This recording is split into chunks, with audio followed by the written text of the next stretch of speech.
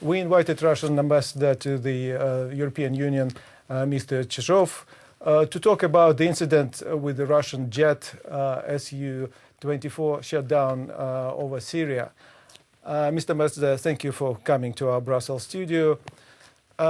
Turkey is accusing Russia of violating its airspace, of provocative behaviour. What part of responsibility does Russia prepare to admit? It's not a case of violation of the Turkish airspace, either voluntary or involuntary.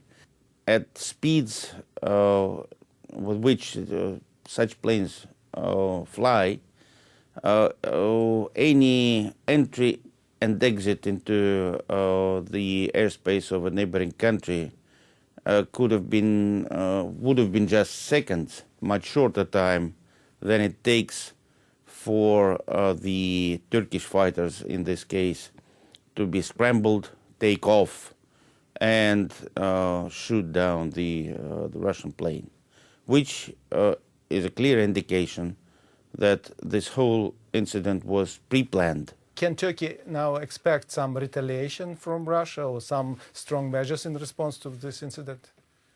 Well, on the military side, of course, we're not going to declare war on Turkey.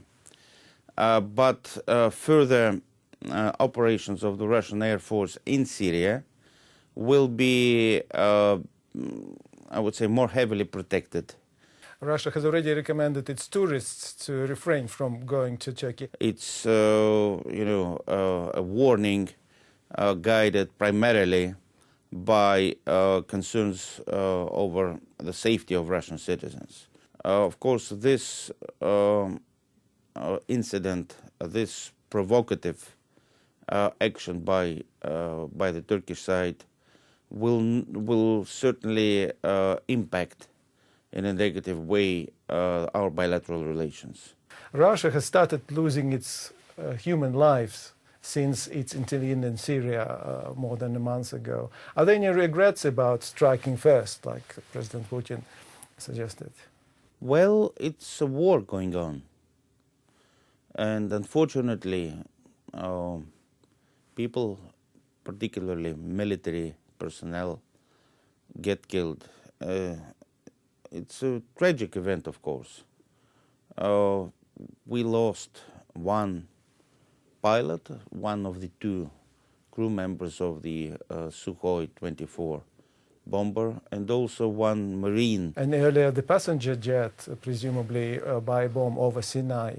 Wouldn't it be safer for Russia to stay, not to go to Syria? That would have been, as we Russians say, a philosophy of an ostrich. Hiding its head. Hiding its head inside the sand, believing ostensibly that he wouldn't be hurt. Because the scourge of international terrorism is omnipresent.